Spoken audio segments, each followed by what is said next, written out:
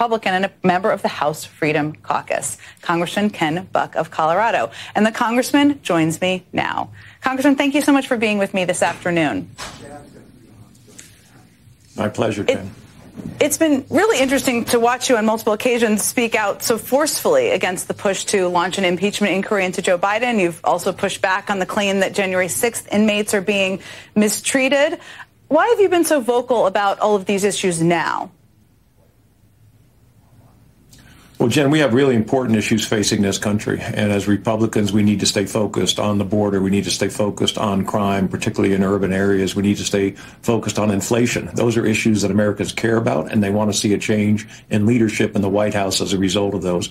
If we start going down these paths that really bear no fruit, we are not going to get an impeachment through the Senate. We're not going to, the idea that somehow the January 6th prisoners are being treated differently than other prisoners in a jail that has a history of real abuse and poor conditions is just not true. And so we can waste our time on issues that are not important, or we can focus on issues that are.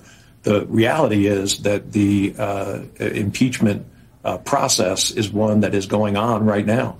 The Judiciary Committee, the Oversight Committee, the Ways and Means Committee are all investigating. They're developing really good information about Hunter Biden. I agree with Dan, your last guest, that there is not a strong connection at this point between the evidence on Hunter Biden and any evidence connecting the president. So I am more focused on the issues that I think Americans care deeply about.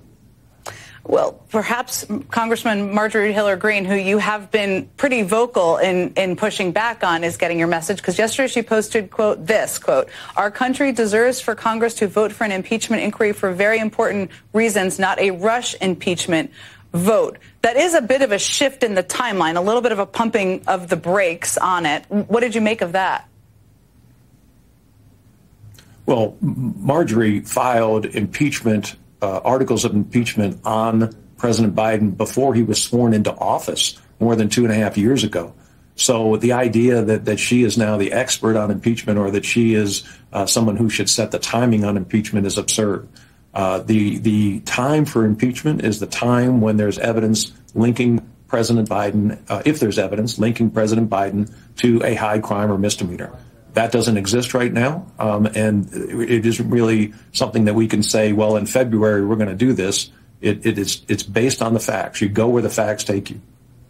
And there has been a search for that for some time, I think it's worth stating. But you also have been asked a number of times, but I wanted to ask you about Kevin McCarthy's speakership and whether he's at risk. You know, there's a couple of things on his plate right now, as there's for any speaker. One, trying to pass a short-term spending bill, which I know you've said may require Democratic votes. Everyone won't like that. And there's also this pressure on him to move forward on an impeachment inquiry, move forward in a process to impeach President Biden. Which one do you think is a bigger risk to his speakership at this point in time? Well, Jen, I think there's a perfect storm brewing in the House in the near future in September. On the one hand, we've got to pass a continuing resolution. We also have the impeachment issue, and we also have members of the House, led by my good friend Chip Roy, who are concerned about policy issues. They want riders in the appropriations bills, amendments in the appropriations bills that guarantee some type of security on our southern border. So you take those three things put together, and Kevin McCarthy, the speaker, has made promises on each of those issues to different groups. And now it is all coming due at the same time. It's going to be very difficult to pass a continuing resolution with Republican votes, only Republican votes. And so I think if he reaches across the aisle and gets Democrat votes and goes with a higher number than he has promised before, I think that that is the issue really that I think will cause him problems down the road. Do you think with all these hurdles, he's still speaker come the end of this year? I do. I don't see anybody else that really has risen up and is willing to take on this job.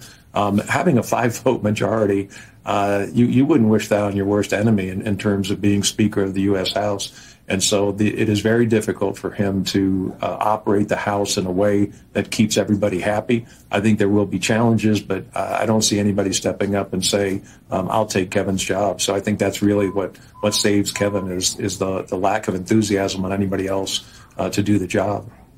This week, your home state of Colorado joined the list of states where a legal battle is brewing over whether the 14th Amendment disqualifies Trump from being president because of January 6th. You've been a DOJ prosecutor, district attorney, a law school instructor. I could go through more of your bio. But do you think the 14th Amendment disqualifies Trump? I don't. I think that the same issue has been raised to try to bar different members of Congress. In fact, I think it was raised with Marjorie in Georgia, and it has not succeeded in those cases, and I don't think it will succeed with President Trump, nor do I think it should, frankly. Let the voters decide. That's what this country is about. The 14th Amendment passed right after the Civil War was meant for one set of circumstances. I think that the voters should make a decision in this case. Congressman Ken Buck, thank you so much for joining me this afternoon. And up next,